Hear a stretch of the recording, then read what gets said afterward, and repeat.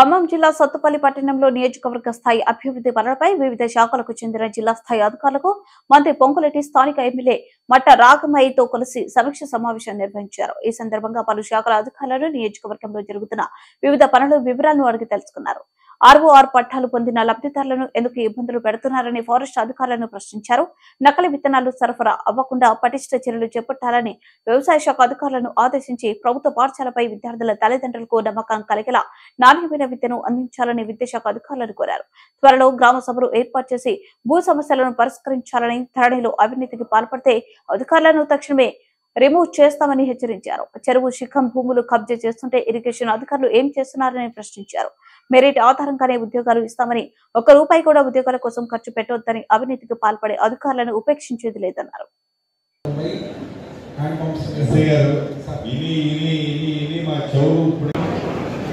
అవినీతిని పూర్తిగా మీరు తుడి చేయాల్సిన అవసరం ఉంది. ఆ పాత రోజులు మీరు మర్చిపోయి ఇది ఇందిరమ్మ రాజ్యంలో ఉన్నాము అనే విషయాన్ని కూడా మీరు గ్రహించాలి. అతి కొద్ది రోజుల్లో, అంటే ఈ నెల 11వ తారీఖు నాడు గౌరవ ముఖ్యమంత్రి గారి చేతుల మీదుగా ఇందాక చెల్లెమ్మ చెప్పినట్లు 6 గ్యారంటీల్లో 4 గ్యారంటీలు ఇచ్చాం. 5వ గ్యారంటీని కూడా భద్రాచలం రాముల వారి సన్నిధిలో ఇందిరమ్మ ఇల్లు కార్యక్రమాన్ని కూడా ఇవ్వబోతున్నాం. చెల్లెమ్మ అడిగినట్లు తప్పకుండా నా పుట్టిన నియోజకవర్గం ఇది. ఇళ్ల విషయంలో ఈ నియోజకవర్గానికి పెద్దపీట తప్పకుండా వేయడం కూడా జరుగుతుందని కూడా చెప్తున్నా.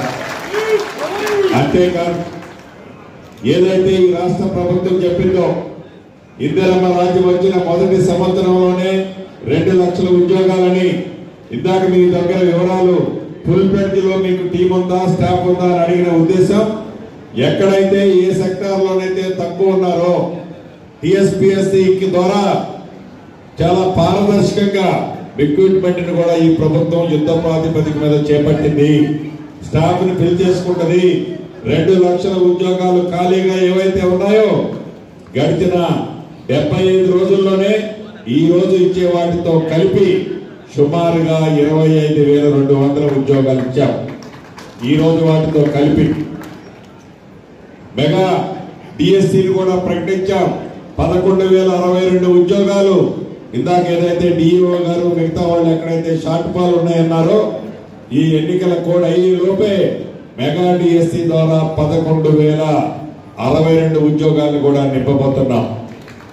ఈ రాష్ట్ర ప్రభుత్వం పెద్దలు రేవంత్ రెడ్డి గారి నాయకత్వంలో కేబినెట్ మంత్రులమంతా ఎంతైతే శ్రద్ధతో ప్రతి అంశాన్ని మైన్యూట్ గా పరిశీలించి ప్రజల పక్షపాతి అయిన ఈ పార్టీ ఇందిరమ్మ రాజ్యంలో మంచి చేసే దాంట్లో అధికారులైన మీరందరూ మానుకొని, గత పద్ధతుల్ని మానుకొని ఇందిరమ్మ రాజ్యంలో ప్రజలకు మంచి జరిగే బాటలో మీరందరూ నడవాలని, నడుస్తారు అని మనస్ఫూర్తిగా కోరుకుంటూ, ధరణి విషయంలో కూడా ఆనాడు ధరణిని బంగాళాఖాతంలో వేస్తామన్న ఈ ప్రభుత్వం ధరణిని ప్రక్షాళన తీసుకొచ్చే దిశగా కమిటీని నిర్ణయించి, కమిటీ సూచనల మేరకు ఏవైతే ఈ రాష్ట్రంలో గడిచిన 6-8 నెలల నుంచి 2,45,000 అప్లికేషన్లు పెండింగ్ ఉన్నాయి.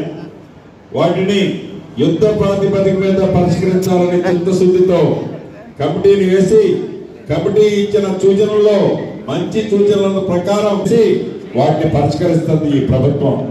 దాంట్లో కూడా పారదర్శకంగా అధికారులకు మరొకసారి చెప్తున్నాను, ఎందుకు నేను ఇది నా చేతిలో నుంచి పక్క టేబుల్ మీద నెట్టేయాలని డిస్పోజల్ చేయటం కాకుండా న్యాయమైన వాటిని పరిష్కరించి వాటన్నిటినీ కూడా చిత్తశుద్ధితో మీరు పనిచేసి వాటిని పరిష్కరించాలని మరొకసారి మనస్ఫూర్తిగా కోరుకుంటూ, ఈ కార్యక్రమంలో పాల్గొన్న ప్రతి ఒక్కరికి మనస్ఫూర్తిగా కృతజ్ఞతలు తెలుపుతూ సెలవు తీసుకుంటున్నాను. Thank you very much.